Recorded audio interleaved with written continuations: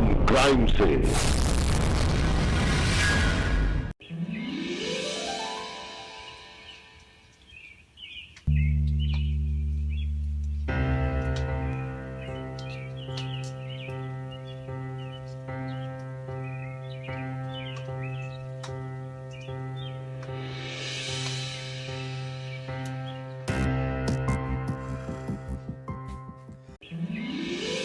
हे भगवान, ये हम का करतनी? ये कौन धर्म संकट में हमरा के फंसा दिल बड़ा भगवान?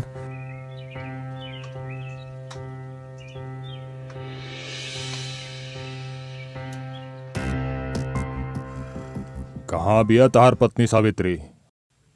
अभी ले आयल कहे ना? मुहूर्त निकल जाता, जल्दी बुलावा ओकरा के। बाबा बस आवते हुई।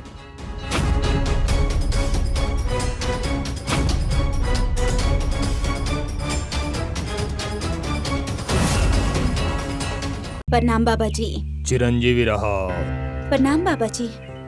बच्चे, तारा पूर्ण समर्पण करे के होई। अगर रति क्रिया में चरम सुख प्राप्त ना भइल तो हमार तपस्या अधूरी रह जाई। बाबा जी, हम आपके निराश ना करा। सावित्री, तू यहीं पर रुका, हम अभी आवतानी।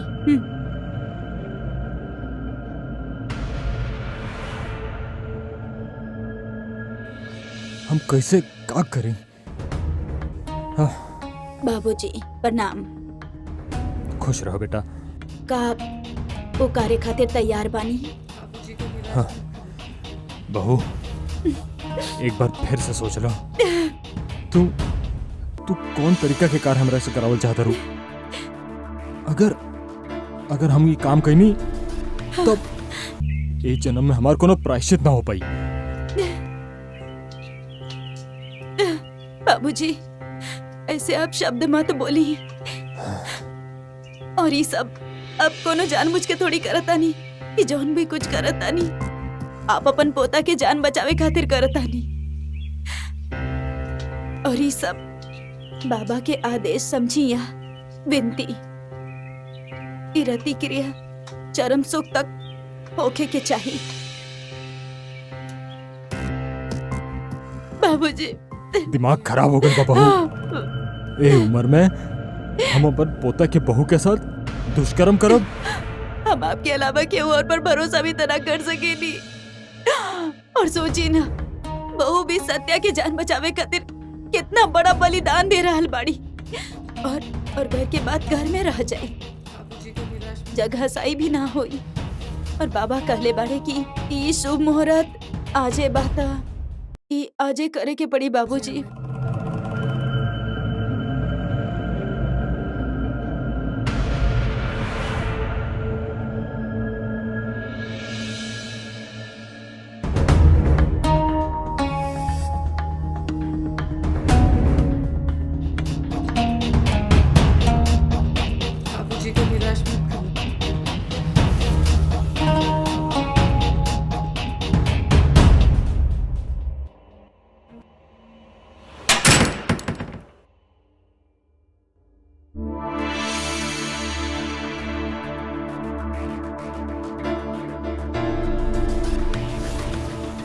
बेटा, ये जौन कुछ भी हो रहल बा, ये सब तो हर भलाई खातिर हो रहल बा।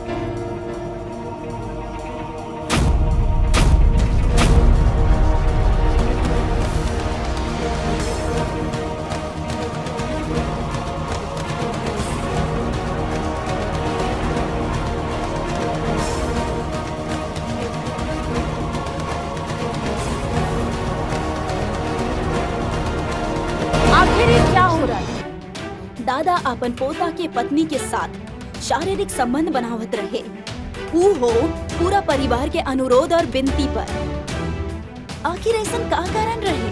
कि सावित्री जैसन जवान और खूबसूरत औरत अपन पति के होते भी ओकर दादाजी के साथ संबंध बनावत रहली।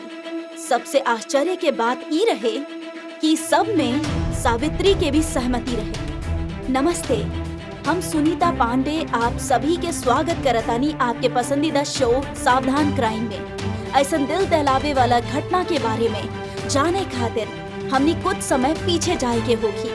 त आई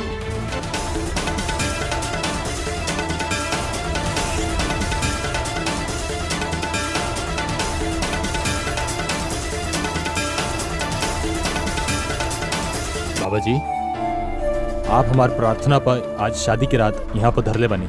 ये हमार परिवार खाती बड़ा सौभाग्य की बात बा। रुद्र, बिना कोनो कारण कोई कहीं ना जा सके। जरूर एकरा में ईश्वर के कोनो मंशा बा।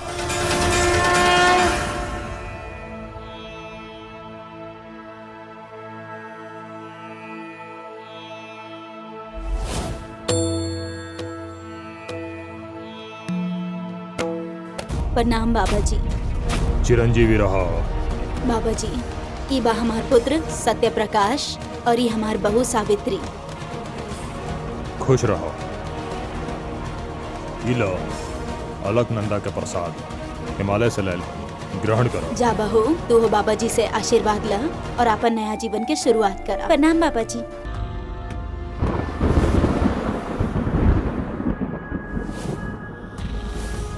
एकरा अतीत में तो दुखन के पहाड़ रहल और वर्तमान। अतीत? कैसन अतीत? और एकर वर्तमान में का बा बाबा जी? आप ऐसन चौकनी का है? जब भी बच्ची पैदा भइल रहे 2 महीना के बाद एकर बाबूजी के स्वर्गवास हो गए रहे। एकर माई विधवा हो गए रहे। बतावा ई सत्य बाकी ना? बहू, तू कुछ बोलत काहे नहीं को? का ई सच बा? बाबा जी सच करल बाड़े।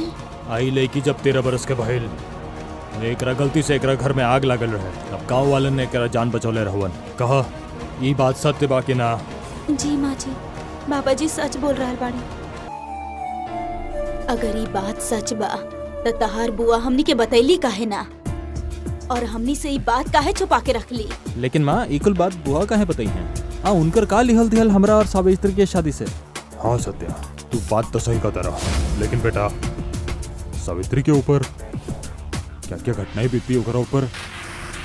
2 परिवारन के शादी ब्याह के मामला में आपस में कोनो बात छुपावे के ना चाहिए। माँ जी, कहानी सब घटना के जिम्मेदार बानी। ना बच्ची, तू इन सब बात खातिर जिम्मेदार नहीं है। हम हूं नहीं की कहत। ये घटनाओं के जिम्मेदार बात तहार ग्रहण के दशा। और जब एकर ग्रहण के दशा एकरा घर में एकरा ऊपर चलत रहे, तब एकरा ससुराल में एकर पीछा छोड़ दी का। अगर ए तरीके से उन्हीं से बचे के बा, आज और अभी उपाय करे के पड़ी, वरना अनर्थ हो जाई। बाबा जी, बहुत भयल आपके प्रवचन। आप चुप रहिए। आप सत्या। बाबा जी, इनका के माफ कर दी। ई नादान बाड़ी, एकर बात में मत आई। और आप जब बानी तो सब ठीक हो जाई। और बहू के ग्रह दशा के सुधारे खातिर कोनो तो निवारण होई ना। निर्मला, सत्या सावित्री थाकल बनो। इनका के अपना कमरा में ले जा। हम बाबा जी से एकरा विषय में कोनो उपाय ढूंढ ले जा। जा बेटा, अंदर लेके जा।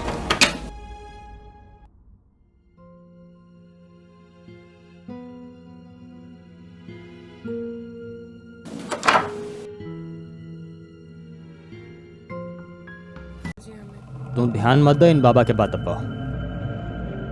ऐसन बाबा लोग खाली अंधविश्वास फैलावे ला लो और लोगन से पैसा लुटे ला लो।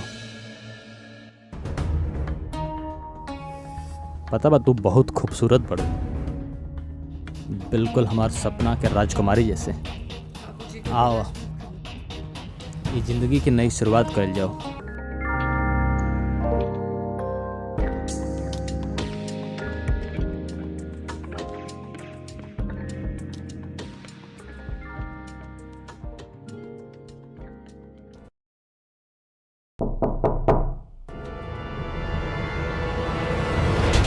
ये वक्त क्या है उसके अलावा?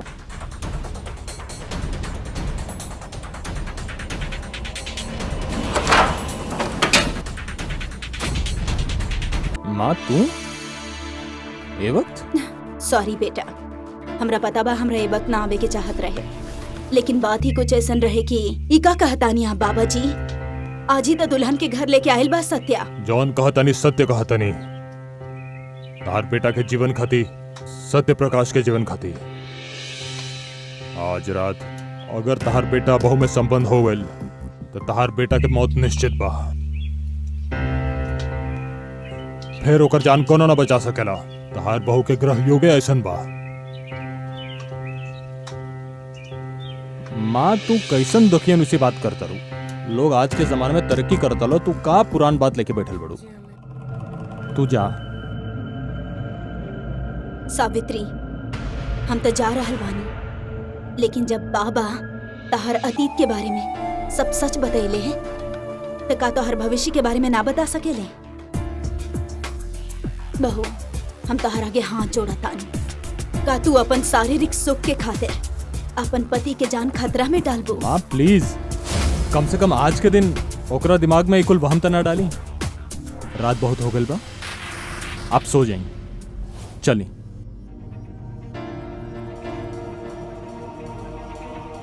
सावित्री, हम तो जा रहल बानी, लेकिन ओकर ख्याल रखी हा।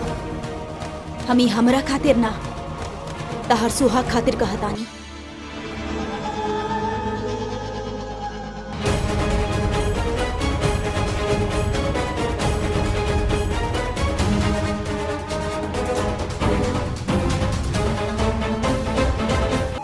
ना मन लसा तहार बच्चा।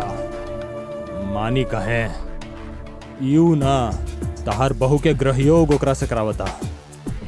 हम ना मानी इकुल बाबा बाबा के। माँ के हाथ जोड़ल तहार ठीके ठीके कहल। आज इकुल ना चली।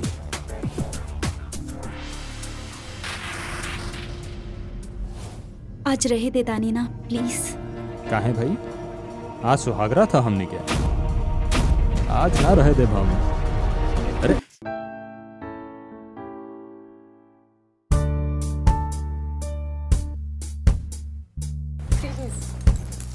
आज नहीं।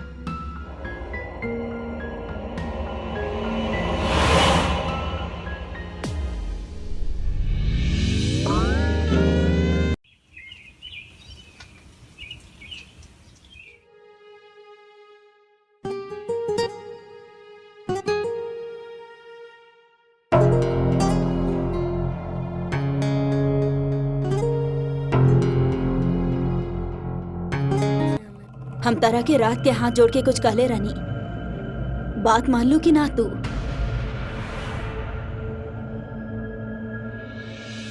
हम तरह से कुछ पूछ रहल बानी, हम जे तरह के कहले रहनी वो बात मान लू?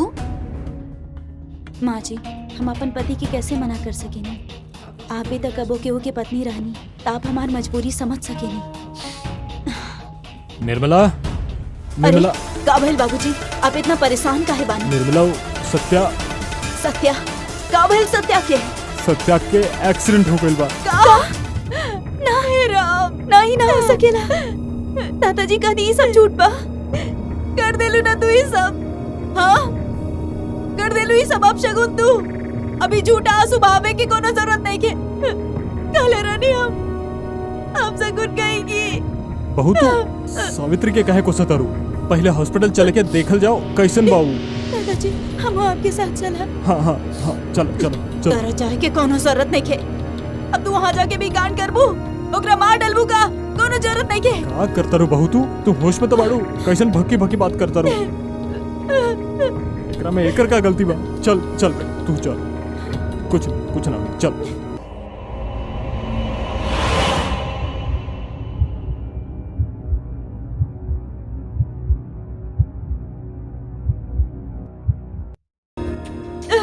सत्या बेटा, क्या हो गया बेटा? हे भगवान, डॉक्टर साहब, इतना सारा चोट। आपके बेटा के कोनो चमत्कार ही बचौले बा। हाईवे पे एक्सीडेंट भइल, अगर वो वक्त गाड़ियां पीछे रहे तो कोनो अनहोनी हो सकत रहे। ये सब तू दोनों की जिद की वजह से भइल बा। और ना माना बाबा के बात, वरना कोनो अनहोनी भी हो सकत रहे। एक्सक्यूज मी, इनका से कहीं अभी पेशेंट सदमा में बा, बहुत स्ट्रेस में बा। आप शांत रहिए।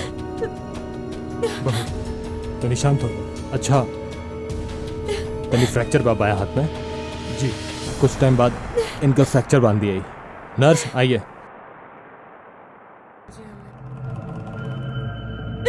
बेटा सत्या, तू ही तो हमारे एकमात्र जिए के सहारा हो। अगर तहरा के कुछ हो जाए तो हम तो जीते जी मर जाए। दादाजी रहुआ रोई मत। लेकिन ये हमारा एक्सीडेंट भइल कैसे?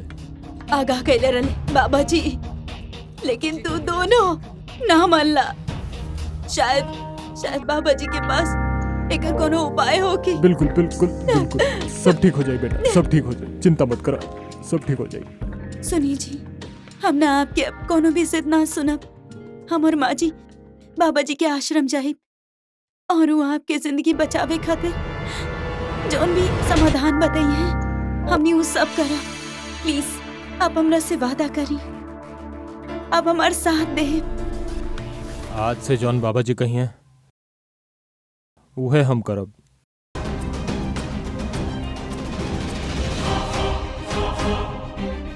बेवकूफ आदमी, तू हमरा अपन बस में कर लेबा।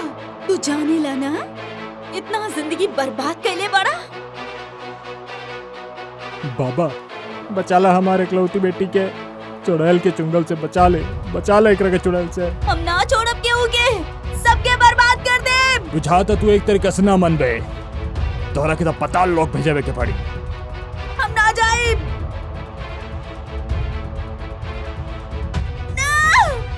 ना जाए हम,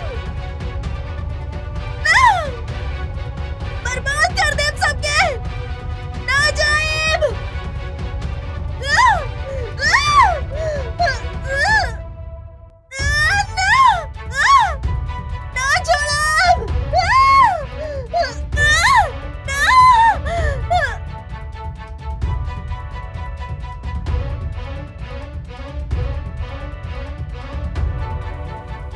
का हो गई हमार बच्ची के?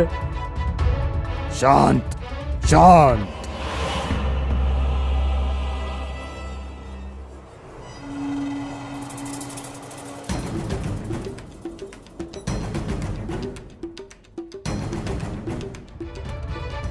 पापा, हम यहाँ कैसे आए नहीं? हम तो घर पे रहनी, यहाँ पे कैसे आ गए नहीं? बेटा हम सब बता दे, पहले बाबा के धन्यवाद करो।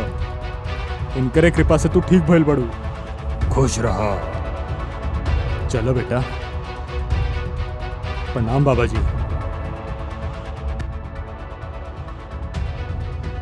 प्रणाम बाबा जी। चिरंजीवी भवा।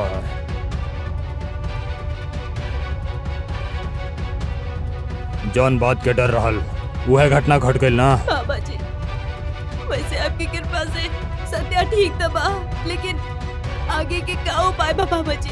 पहले हमार सावित्री के ग्रह दशा के शांत करे के होई। एकरा एक अग्नि परीक्षा देवे के पड़ी। बाबा जी, हम अपन पति के प्यार के खातिर और उनकर जान के रक्षा करे खातिर हम कुछ भी कर सकेनी। आप उपाय तो बताएं। कहल आसान बा बच्ची, लेकिन करे के बहुत कठिन। सोच लो, काहे कि हम जौन कुछ कहब वो शायद तहार होश उड़ा दे।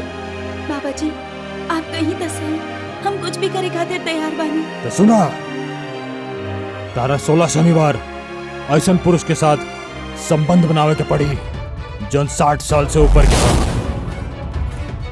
देख लू, पड़ गई पेशानी पर बल। ये उपाय के बगैर तोहर पति की जान ना बच सकेला। अगर सावित्री ये उपाय के मान भी लेवे तब भी ऐसा आदमी कहाँ से ढूंढी, और फिर एकरा से परिवार की बदनामी भी तो हुई। ये तो वह कह सकेला जौन अपना परिवार से बहुत प्यार करेला और जौन सत्य प्रकाश के जान बचावे खातिर इतना बड़ा बलिदान देवे के तैयार हो। बाबूजी, हाँ, हम बाबूजी से बात करत आनी। हमरा ये बात के यकीन बा कि वो अपन पोता के अपन बेटा से भी ज्यादा प्यार करेले। वो हमार बात जरूर मान ली, हमरा यकीन बा। हम परमपिता परमेश्वर से प्रार्थना करब कि सत्या के जान बच जाओ।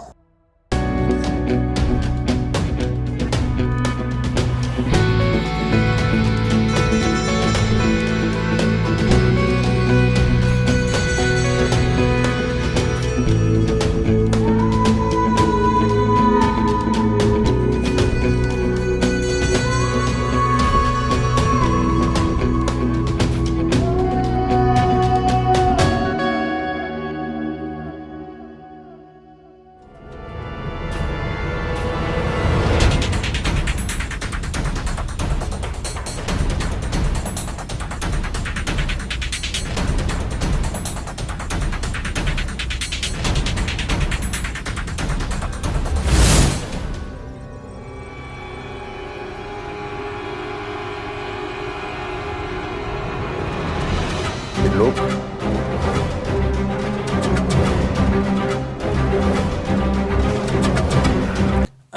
हई तोहार दक्षिणा। बहुत बहुत शुक्रिया बाबा त्रिलोकी। सावित्री पे तो हमार दिल वही दिन आगे रहुए जब हम गांव में ओकरा बदन के कपड़ा सुखावते देख ले रहुई। जी भाई साहब, अब गांव में आयल बनी तो 2-4 दिन तो रहबे करब।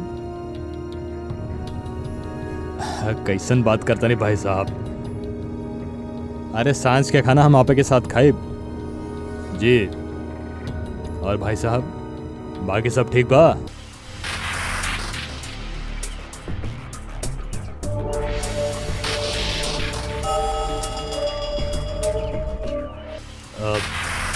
अच्छा ठीक बस शाम के भेंट हुई।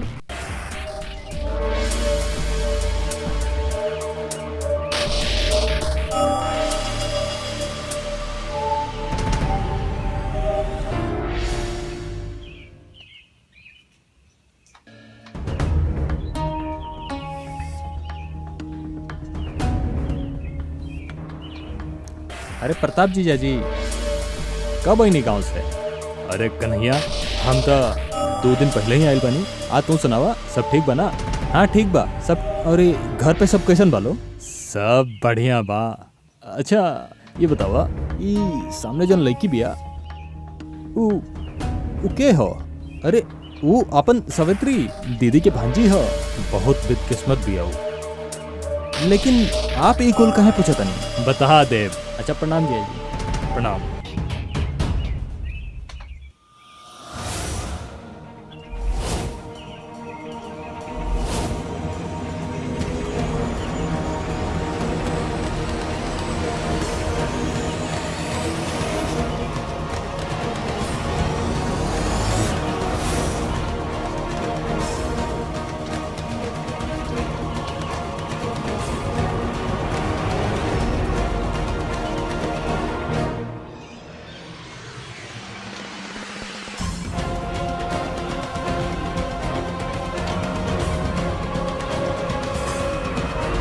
सावित्री के मुस्कुराहट, ओकर बदन हमार चैन छीनत हुए। हमार मकसद रहुए सावित्री के केहू कीमत पर पावे के। यही खातिर हम ओकर शादी बड़ा चालाकी से सत्या के साथ तय हो। तब हम तहरा के घरे बुलौनी।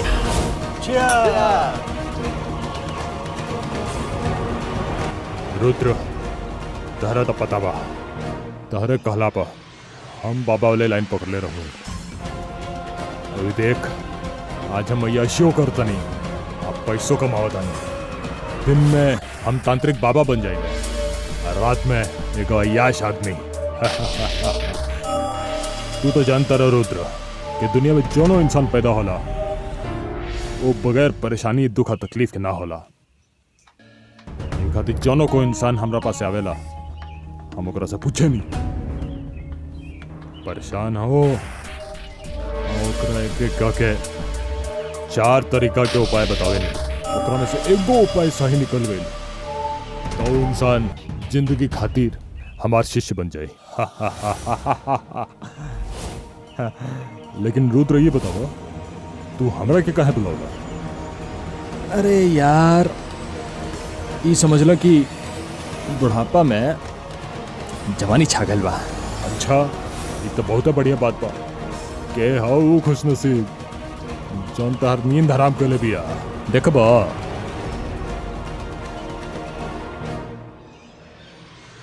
हाय देख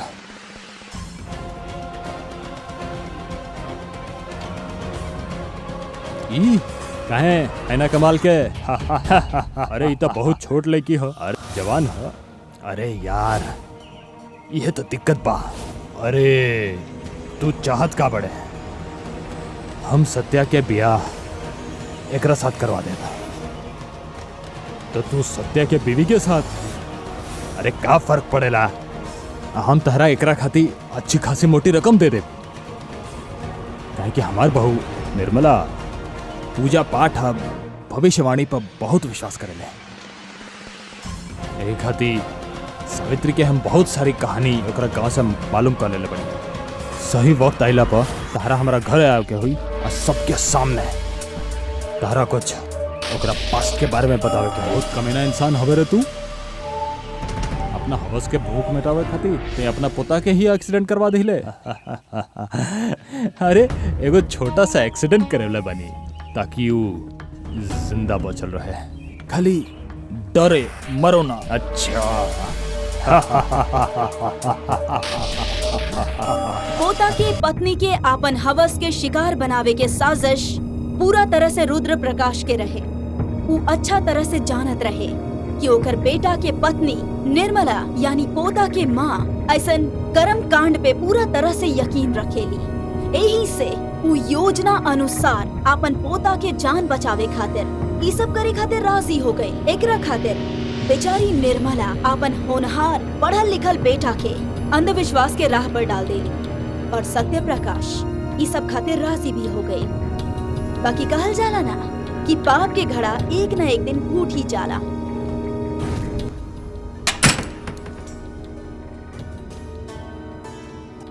बाबा फलहार करी। बाबा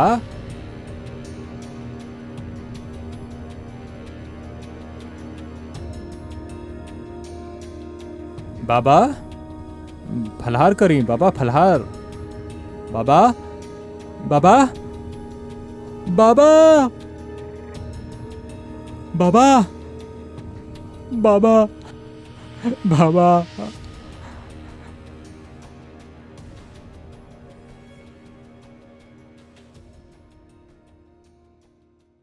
बाबूजी अब हम सोचत रहनी कि कुछ दिन खातिर तीर्थ यात्रा खातिर चल जाई। आप चलब का? अरे वाह बहू ये तो बहुत उत्तम विचार बा।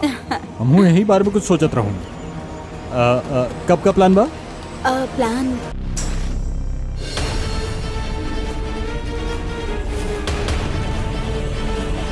इंस्पेक्टर साहब रहुआ अचानक यहाँ?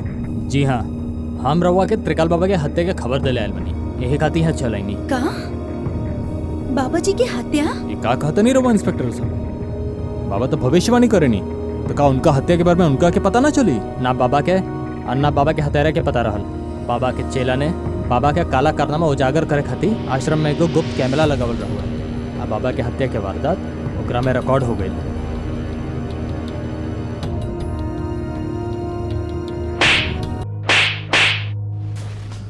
बता कहाँ कैला है? बता साहब बताओ तनी का बताई। हम पता ना हमरा कैसन फितुर सवाल भइल रहे कैसे कैसन हमार बुद्धि भ्रष्ट भइल रहे। हमरा कोनो कीमत पर हमार बहुत चाहत रहे। यही खातिर हम जानबूझ के सत्या के ब्याह सावित्री से करवा देनी।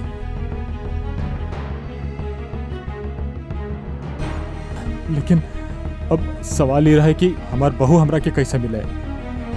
निर्मला तंत्र मंत्र में बहुत विश्वास रखेले। कोनो भविष्यवाणी बतावा ओकरा तो ओकरा सही लगी। वो कहलस के हमरा घर आके सावित्री के बारे में कोनो पुराना बात बताए, ओकर कुछ कहानियां बताए जो हम ओकरा गांव से पता कर ले हुए पहले से। और एकर विश्वास तो बाबा में बहुत रहुए। यही बात के फायदा हम उठौनी। अब बाबा जी के पैसा के लालच देनी। रुद्र, तहरा कहला से हम झूठ तो बोल ले, लेकिन ओकरा खातिर तहरा से अच्छा खासा पैसा वसूल करब। अरे तू पैसे के चिंता काहे करता रह, जौन मंगबा ऊ मिली। चल फिर चल तब चीयर्स। यही बात तो हो जाओ। सब कुछ ठीक चलत रहुए मगर आज जय त्रिकाल।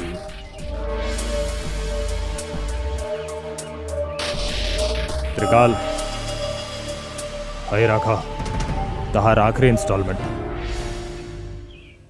अब हम तहरा के कोनो और पैसा ना दे पाई। एक छोटा सा काम खातिर हम पहले ही बहुत पैसा दे चुकल बनी। अब तो सावित्री या घर वालन की आदत पकड़ गई बा। अब हमारा काम बढ़िया से चलता। हमरा तहार कोनो जरूरत नहीं। आइंदा हमरा से पैसा मांगला की जरूरत मत करी। हाँ रुद्र, हम पहले से जानत रहूँगे ते अपन काम निकल जाला के बाद यही तरीका के हरकत करब। यही से हम तहार कुल कॉल रिकॉर्डिंग कर ले बनी। तू हमरा के ब्लैकमेल करता रहा। ब्लैकमेल? ना ना ना ना ना ना, ब्लैकमेल नहीं क्यों करात। हम तहार सच्चाई तहार घर वाला के सामने बताए कि किस तरह ते अपन नापाक इरादा के कामयाब कैला खातिर झूठ के ताना बाना बोलने पड़े। आखिर तो चाहत का बड़े।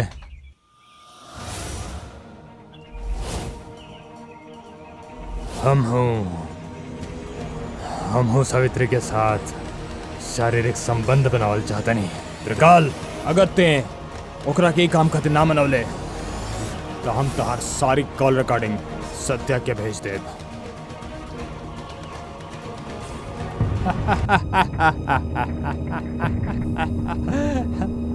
अरे बाबा जी, अतना सा बात पर वो इतना भड़काता नहीं है।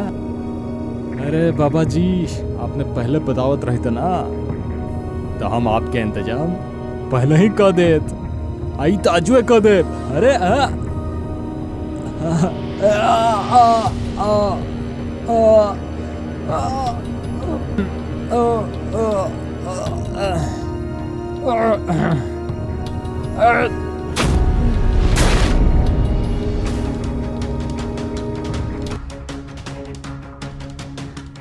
हमार सावित्री के पाल चाहत रहुए।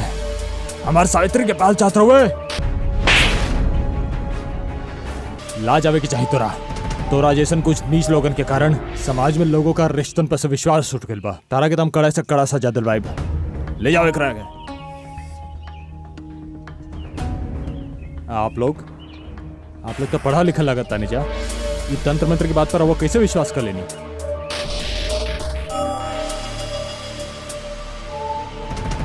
बहू, हमरा के माफ कर दा। हमरा से बहुत बड़ा गलती हो गई। बेटा, तुम्हें माफ कर दा।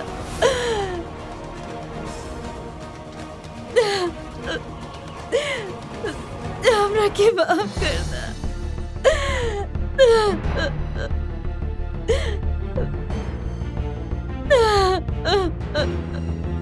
अब पछताए होत का जब चिड़िया चुग गइल खेत।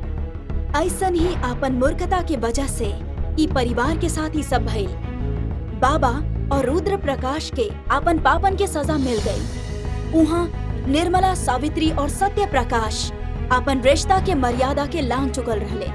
दोस्त लोग, आज हमनी इतना पढ़ल लिखल होखे के बावजूद भी ऐसन अंधविश्वास की बातन पे कैसे यकीन कर लेवेले, जबकि टीवी, न्यूज़पेपर और सामाजिक संस्था ऐसन अंधविश्वास के बातन के खत्म करे के बीड़ा उठा रख ले बा। वो हमनी के जागरूक करेले। यही से आप सबसे निवेदन करतानी, विनती करतानी कि कबो भी ऐसन कर्म कांड में ना फंसी। कुछ भी करे से पहले समझी और सोची।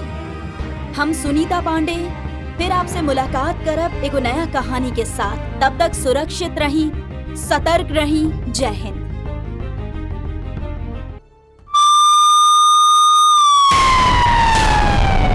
सावधान क्राइम से।